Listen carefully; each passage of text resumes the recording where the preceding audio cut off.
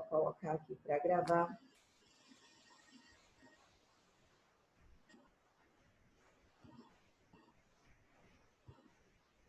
Ei, gente, como é que vocês estão? Eu espero que bem, super bem, fé em Deus. Olha só, estamos começando mais uma aula, tá certo, de TGP. Hoje, o nosso assunto é o assunto de competência, ok? O nosso assunto é o de competência. Esse assunto, de fato, assim, sendo bem sincera e honesta com vocês, eu diria que é o assunto mais complicado que tem da teoria geral do processo civil. Mais complicado do que normas fundamentais do direito processual civil? Sim. Mais complicado do que teorias da ação, teorias sobre o que seja o processo, as condições da ação? Sim. Mais complicado do que negócio jurídico processual, audiência de mediação, de conciliação, as formas de autocomposição? Sim, tá? De fato, este é um tema que requer mais atenção. E a gente estudar no formato online faz com que se requeira ainda mais atenção. Mais do mais. Por quê? Quando a gente está em competência, eu vou ensinar regra geral, e daí eu vou ensinar a exceção 1, 2, 3, 4, 5, 6, 7, 8, 9. Vão ter tantas exceções que quando eu estiver na 15ª, você vai estar me perguntando que zorra é essa? Qual é mesmo a regra geral? Que eu já nem me lembro mais, tá? Então, assim, competência é um assunto mais complicado mesmo, certo? Eu postei ontem para vocês sobre competência um materialzinho, que eu não sei se vocês viram, tá? Em formato PDF, e que trata dos órgãos do Poder Judiciário. Então, é um estudo que vocês precisam fazer. Eu até tentei gravar a aula de ontem para já disponibilizar para vocês. Só que parece dos 3 blocos, eu tive uma queda de energia e por conta disso só conseguiu gravar um bloco, não gravou os outros 2. Ainda assim eu disponibilizei, porque possa ser que consiga ajudar vocês. Então, a primeira coisa, eu tenho que entender a distribuição dos órgãos do Poder Judiciário, com aquela ideia de, presta atenção, olha para mim, quem é o meu órgão de cúpula máxima, tá? Então, vamos lá. Deixa eu só escrever aqui o chat. Eu não tinha visto as mensagens de vocês. Boa noite, beleza, Pro Jailson. Tassiana Ferrou. Isso provavelmente eu conversando sobre a competência. Ingrid, a respeito da disponibilização. Então, Luan, tá de pé? Está. Esse material que eu postei ontem. Eu postei na data de ontem, que é esse material que versa sobre competência, tá certo? Então, esse material, eu não sei se quando eu posto, eu não sei se o sistema avisa para vocês que eu postei, mas eu postei na data de ontem, que é o material que já ajuda para a aula de hoje, tá? Mesmo assim, para quem não fez, Luan, aquela leitura prévia, a gente vai poder ir conversando, tá? O Tálito colocou aqui uma mensagem que não cabe ao Supremo Tribunal Federal julgar conflito de atribuição entre o Ministério Público Federal e o Ministério Público Estadual, pois inexiste competência originária da Corte Constitucional neste caso. A definição, portanto, deve recair ao Conselho Nacional do MP, decisão de ontem. Valeu, Tálito? Que daí a gente vai se mantendo informados. Então, olha só, vamos lá. Papel e caneta na mão, ok? O estudo que a gente passa a ter a partir de agora é o estudo sobre competência, tá? Competência. Eita, competência é. Mas antes de mais nada, a gente tem que fazer uma primeira distinção. Essa primeira distinção se dá entre jurisdição e competência. Então, eu vou colocar assim, ó, jurisdição versus competência. Se vocês até quiserem colocar, tipo, ponto 1, a distinção entre jurisdição e competência. Meu povo, preste atenção. A todo magistrado no Brasil, ele vai deter o que se chama de jurisdição. Jurisdição vem de dois termos. Juris, do termo iuris, que quer dizer direito. Juris, iuris, quer dizer direito. Jurisdição, dição vem de dicção, ditar, dizer. Então, jurisdição significa dizer o direito. Lembrem-se daquilo que a gente sempre veio estudando, que eu estou sempre batendo na mesma tecla. Teorias do processo, teorias da ação. Quem é que diz o direito no caso concreto? O Estado, representado pela figura do juiz. Por isso que a gente conjuga o Estado juiz. Então, olha para mim. A Maine, no meu exemplo, é juíza de direito da Vara Única de Direito de Montanha, no Espírito Santo. A Maine, nesse momento, está em Nanuque, Minas Gerais. A Maine tem competência em Nanuque, Minas Gerais, para julgar um processo da Vara de Família. Presta atenção. A Maine é juíza de direito da onde? De Montanha, Espírito Santo. Ela tem competência para julgar um processo de divórcio em Nanuque, Minas Gerais? Não. Por que ela não tem competência? Porque ela é juíza de direito de Montanha, Espírito Santo. A circunscrição territorial dela é para todo o município e comarca de Montanha, Espírito Santo. Tudo que sai, tudo que está fora de Montanha e Espírito Santo, ela não tem competência territorial para julgar. Beleza? Agora, presta atenção. A Maine deixou de ser juíza? Não. A Maine continua sendo Estado juiz? Sim, doutora Maine. Você continua investida, imbuída da jurisdição? Sim. O que falta para doutora Maine? Competência. Competência material, em razão da matéria. Competência funcional, em razão da função. Competência territorial, em razão do local, do território. Competência em razão do valor da causa. Ou seja, a prova está liberada a que horas? Ei, Meriel, a prova estará liberada 20h30, tá?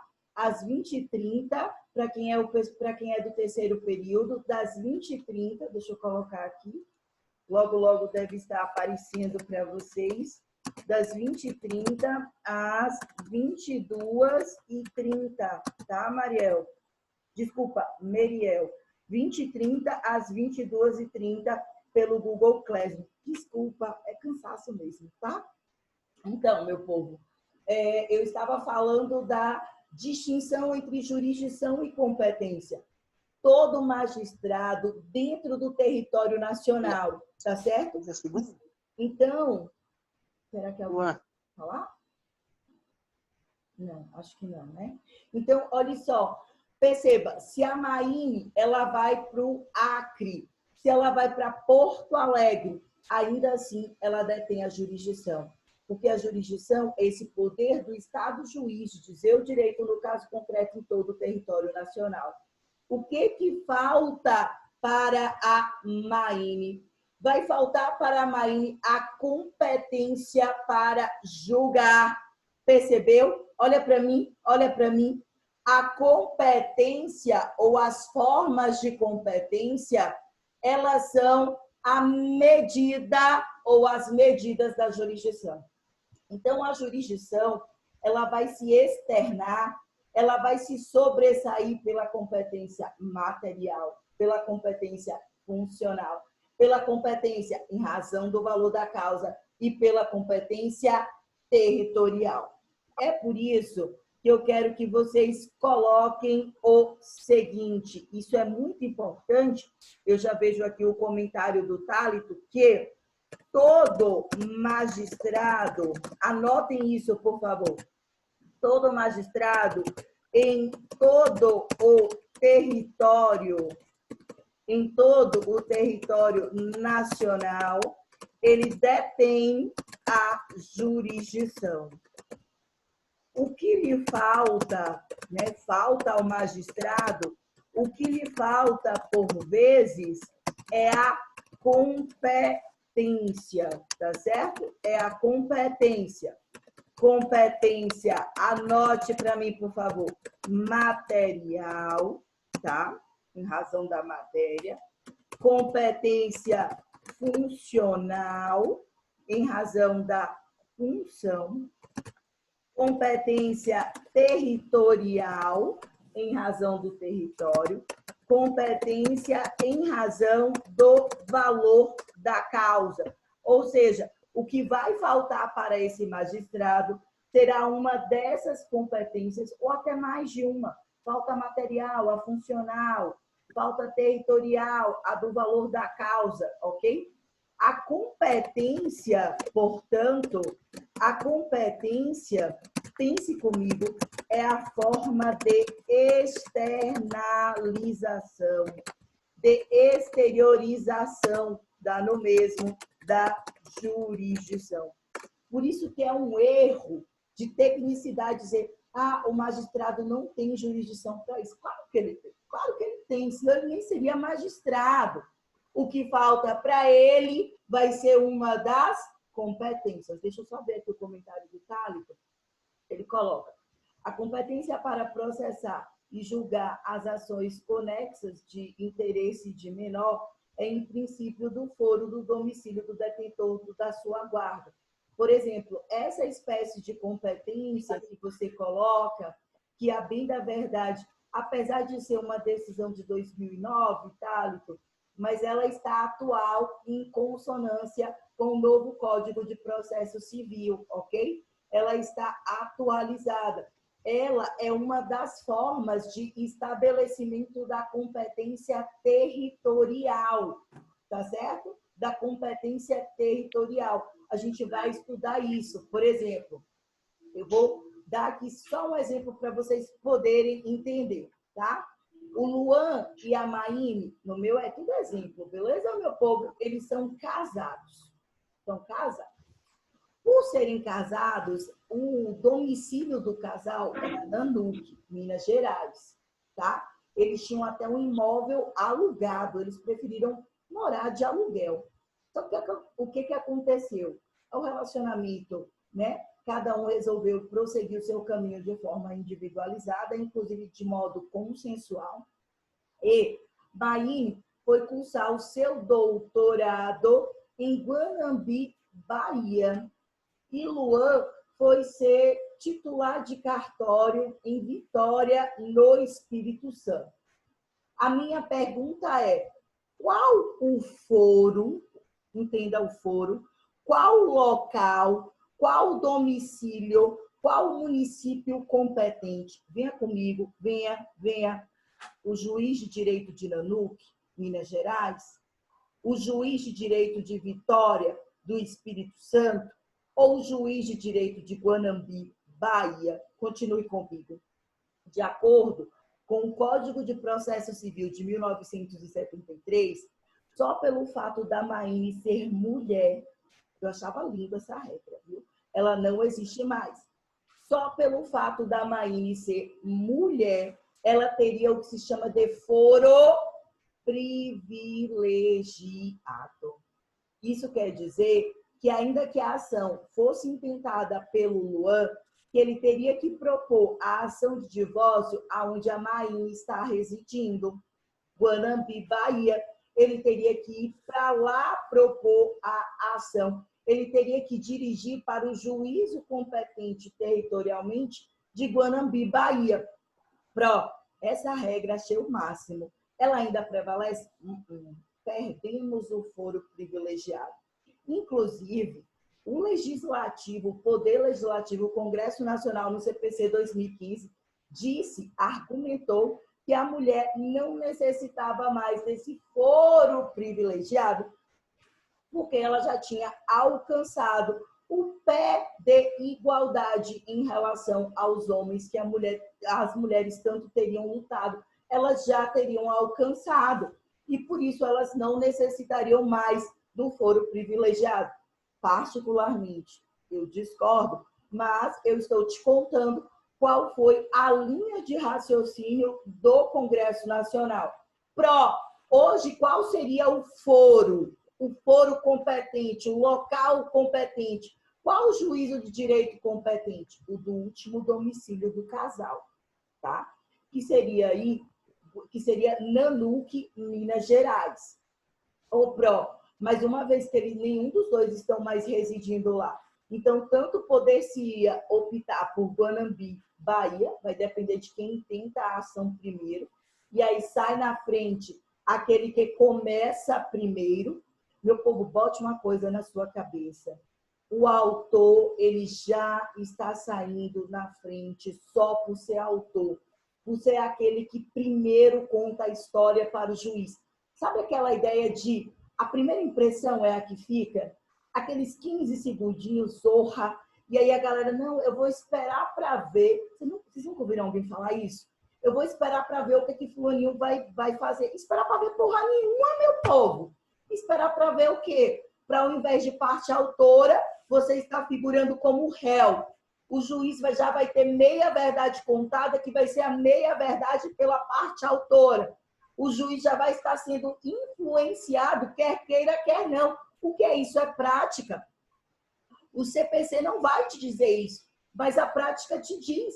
E vai fazer toda a diferença do mundo quem conta primeiro a sua história. Saia na frente, aprenda isso e leve para o resto da sua vida. O primeiro passo, sabe? Aquela chegada na corrida já é dada, já começa pela parte autora, aquele que primeiro conta a história. Pois bem, imagine o seguinte, que na verdade, Maine e Luan possuem um filho, ok? Um filho que é menor em púbere. Lembrando que menor em púbere significa dizer que ele ainda não completou os 18 anos completos, tá? Ele não tem a sua capacidade civil 100% resguardada. Ou ele é um absolutamente incapaz, vem comigo, me acompanha, ou ele é um relativamente incapaz.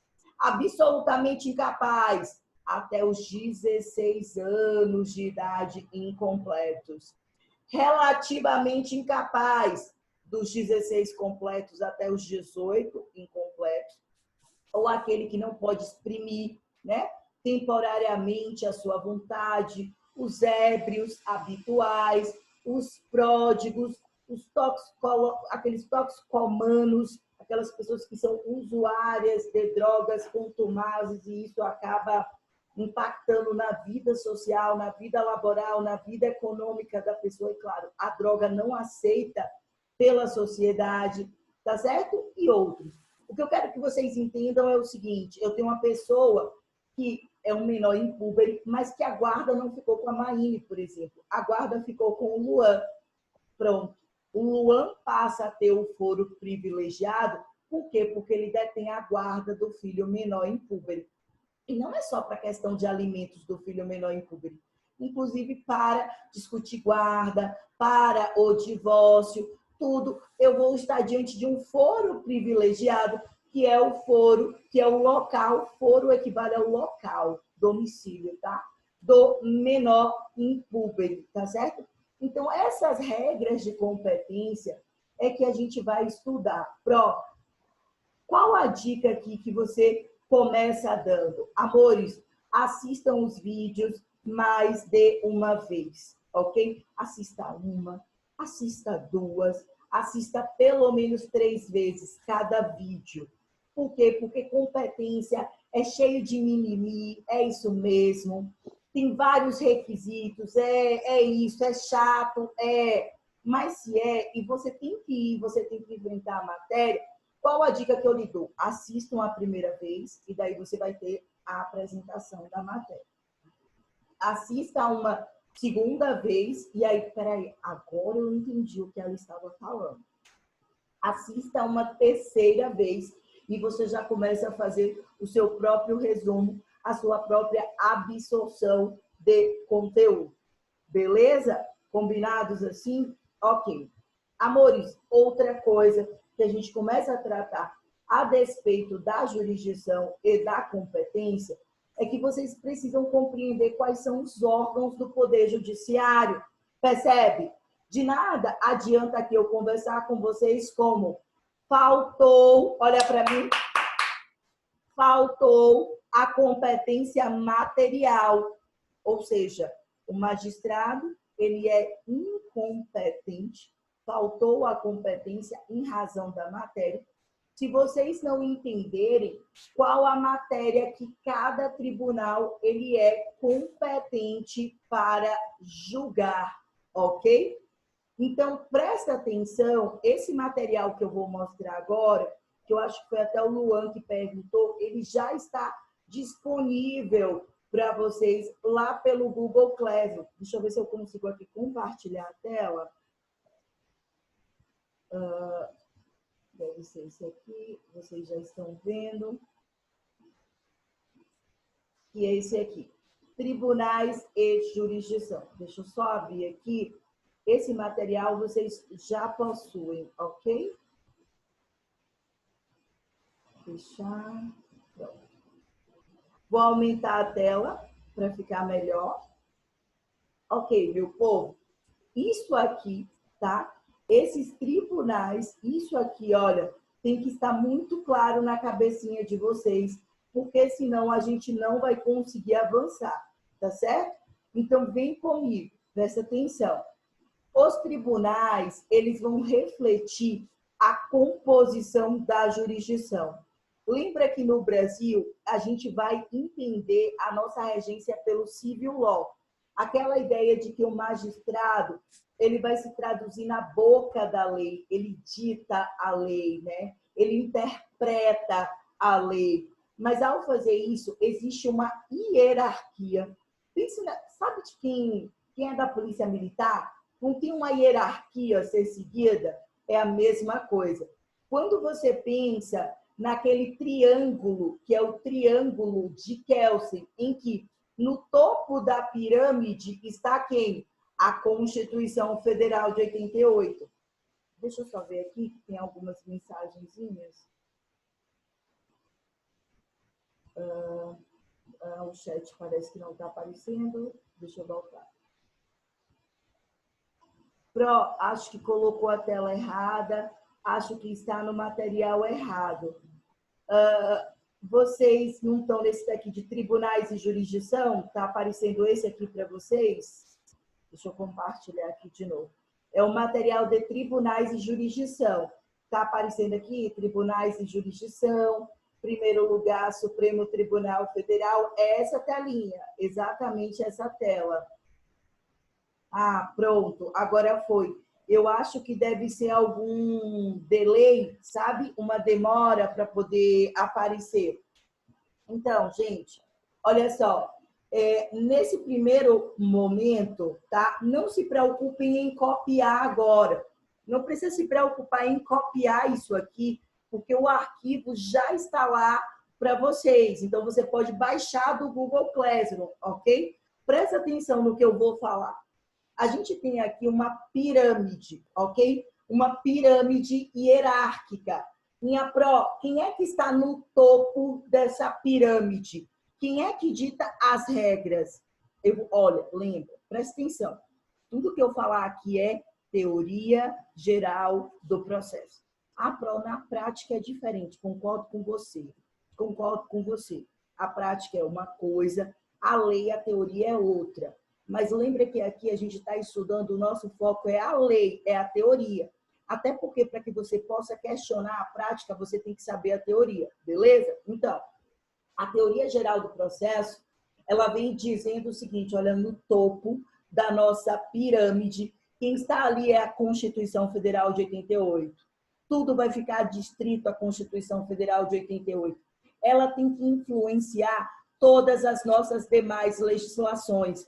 Tudo tem que ser baseado nela, sabe? Tem até uma música cristã evangélica que diz assim, de por ele, para ele. É mais ou menos isso, sabe?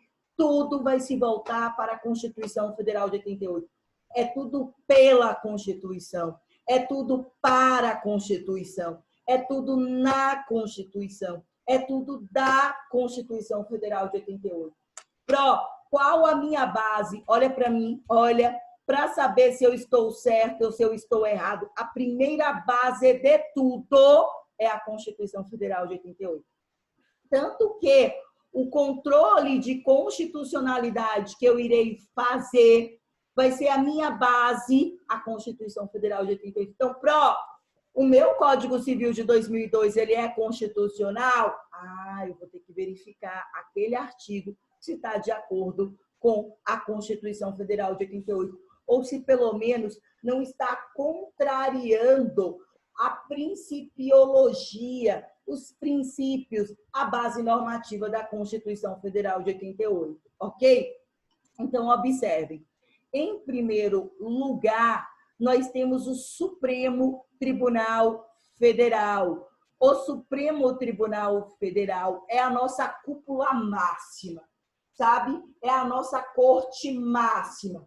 Ao todo, ela é composta pelos 11 ministros, tá? Ao todo, ok? Certinho. Ao todo, são 11 ministros que compõem toda a turma do Supremo Tribunal Federal, tá certo? O Tribunal Pleno do Supremo. O que é Tribunal Pleno? E eu gostei, Jailson, a ideia dos caras. Sabe, esse cara sou eu. Ok, tá? Não desmaie não, que minha voz tá rouca e eu sou péssima cantando. Mas a ideia daquela música, eu sou o cara, esse cara sou eu, cantado pelo Roberto Carlos. Tipo, quem manda, quem desmanda, quem fala isso é constitucional ou isso é inconstitucional é o Supremo Tribunal Federal. Concordando ou não concordando? Quantos ministros tem o Supremo Tribunal Federal? 11. Porra, você quer me dizer que eu tenho que saber a quantidade de ministros tem? E deixa eu lhe contar, não é só do Supremo Tribunal Federal, não. São pelo menos de todos os órgãos de tribunais superiores. Qual a quantidade dos ministros? 11, que vai se dividir em duas turmas. A primeira turma, a segunda turma. O Tribunal Pleno é a reunião de todos os ministros. Tribunal Pleno, bora. O que é o Tribunal Pleno? Pleno, plenitude, está completo. 11 ministros, ok? Beleza, eu tenho os caras ganhando quase 40 mil de subsídio, fora as outras prerrogativas, carro com chofer, cafezinho, água, guaraná, limonada, casa e etc, e etc. Eles são os caras, tem uma mordomia, quando você soma tudo, deve dar pelo menos aí uns 60 a 70 mil por mês, bruto, quando você soma alimentação, transporte, moradia, avaliar, B, C, D, E. Ok. Amores, e até lagosta com vinho, tá valendo tudo. O que eu quero que vocês entendam é que o Supremo Tribunal Federal foi um tribunal que já existia antes da Constituição Federal de 88, ok? Depois da Constituição Federal de 88, e todo mundo sabe que a nossa Constituição ela é analítica. O que é isso? Meu povo, sabe como é a Constituição dos outros países? Estados Unidos da América, de outras nações, até como Equador, Bolívia, Uruguai, você pega uma Constituição que tem 20 artigos, 30 artigos, 11 artigos. Aí você pega a nossa Constituição Federal e diz, que porra é essa? Na nossa Constituição Federal tem até o endereço do Colégio Dom Pedro II no Rio de Janeiro. Está na nossa Constituição Federal de 88.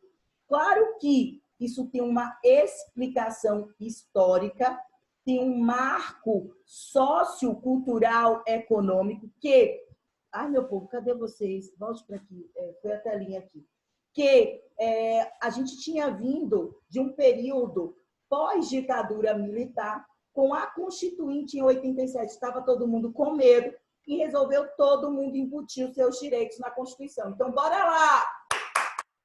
A criança tem direito, e o adolescente, ao bem-estar social, o Estado, a família, todos devem zelar pelos direitos das crianças. Artigo 236. Vamos colocar o direito dos indígenas, vamos colocar o direito dos quilombolas, vamos colocar o direito das gestantes. Por quê? Tá todo mundo com medo. Porra, e se depois não fizerem um Código Civil? E se depois não fizerem um Estatuto da Criança e do Adolescente? E se não fizerem um Estatuto do Idoso? Como eu não sei, bota tudo nessa porra, porque eu não sei o que vai dar. A nossa Constituição, que deveria ter 20 artigos no máximo, foi para isso aqui. Beleza? Ok. O que foi que aconteceu? Os processos começaram a subir. Me acompanhe. Sobe, sobe, sobe. Eu tenho um tribunal máximo com 11 ministros e que estava completamente abarrotado. Eles julgavam 100 processos em uma semana. Entrava 1000 na outra. O que foi que eles fizeram? Propuseram uma reforma. Foi denominada de Reforma do Poder Judiciário. Anote isso e nunca mais se esqueça. Essa reforma do Poder Judiciário foi feita por meio de uma emenda constitucional, a emenda constitucional número 45 de 2004, beleza? O que foi que essa emenda constitucional fez?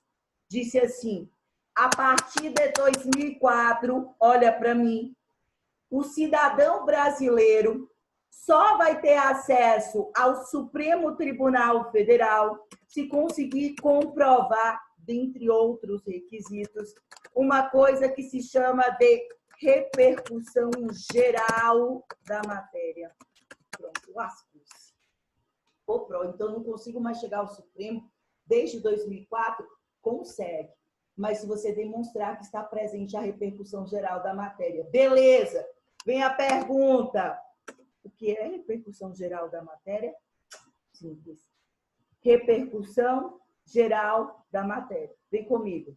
Porra, eu não vou poder levar qualquer matéria para o Supremo Tribunal Federal. Tem que ser algo relevante. Quando eu trago o critério de relevância, não é relevante só para mim. Não é relevante só para o Carlos. Não é relevante só para o Lucas, para o Rivaldo, para a Ana Luísa, para o Jailson. Tem que ser relevante para a sociedade. Ou, pelo menos, para o que se chama de homem médio comum. E na repercussão geral vai dizer assim, olha, ou então a pessoa vai ter que trazer um critério social, ou um critério econômico, ou um critério político, ou um critério jurídico. Beleza? Social, econômico, político ou jurídico. Critério social. Eu só vou poder chegar no Supremo Tribunal Federal com um recurso, com um processo. Se eu demonstrar que o meu processo, que o meu recurso, ele está debatendo algum direito social oriundo da Constituição Federal de 88. Olha para mim, direito ao trabalho é um direito social, direito à moradia, direito à vida, direito à saúde, direito à educação, direito ao lazer, direito à integridade física, direito à vida, são direitos sociais, ok? Massa. Elevado ao valor econômico. O que é uma relevância econômica? O Supremo, vem cá, meu processo aqui, o valor da causa, a somatória dos pedidos não está dando 10 mil, não, meu brother. Está dando 1 milhão, 2 milhões, 3 milhões. Existe uma repercussão econômica. Uma repercussão jurídica, minha pró. Uma questão nova, hein? Olha a enxurrada de legislação que a gente tem. Lei nova, MP, que é revogada por outro MP, que é revogada por Twitter do presidente nosso, que é revogada, que vem uma portaria que revoga. Ou seja, se eu tenho uma lei nova e eu estou querendo saber se essa lei ela é ou não é constitucional, eu estou alegando uma questão jurídica, eu vou para o Supremo alegar essa repercussão jurídica. Repercussão política.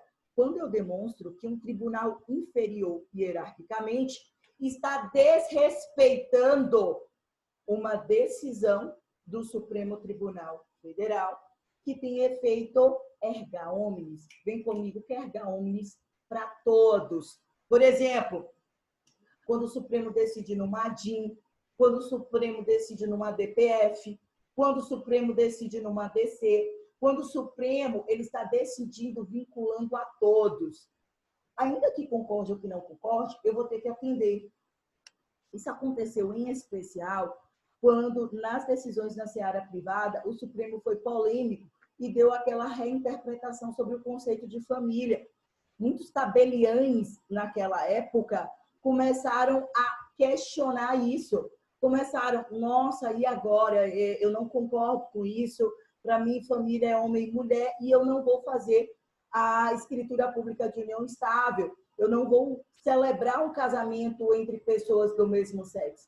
Mas a decisão do Supremo foi vinculante, concordando ou não concordando, você acabava tendo que cumprir, beleza?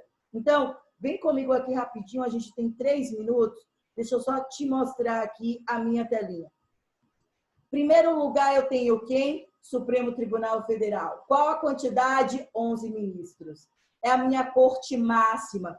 Ele tem cunho constitucional. Amores, bote uma coisa na sua cabeça. Para chegar ao Supremo Tribunal Federal, a minha matéria, a minha questão de direito tem que ser uma matéria constitucional. Eu tenho que citar artigo tal, tal, tal da Constituição Federal de 88. Além disso, além de ter que debater de forma específica, analítica, o artigo da Constituição Federal de 88, que está sendo desrespeitado, eu vou ter que, conforme a emenda 45, né, a emenda constitucional número 45 de 2004, trazer a repercussão geral da matéria. Demonstrar que no meu recurso, no meu processo, eu tenho uma relevância econômica, o elevado valor da causa, eu tenho uma relevância social, um direito social está sendo debatido, o descumprimento desse direito, o direito ao trabalho, à moradia, à saúde, à educação, à cultura, jurídica, relevância jurídica. Eu tenho aqui uma nova norma, uma lei nova, e o tema ainda não foi pacificado pelos tribunais, ou uma relevância política. Eu tenho um tribunal hierarquicamente inferior que desrespeita a jurisprudência do Supremo Tribunal Federal. Ok? Então, só para a gente voltar, presta atenção. Qual é a nossa corte máxima? Supremo Tribunal Federal. Todo mundo, o máximo que vai poder morrer é onde? É no Supremo. Você vai poder recorrer, mas ao final, a palavra final vai ser do Supremo. E ainda assim, para chegar ao Supremo, não chega qualquer pessoa. Eu vou ter que demonstrar que a matéria tem cunho constitucional e que tem pelo menos uma relevância política, econômica, social ou jurídica. Sucesso? Me aguardem que eu volto daqui a pouquinho.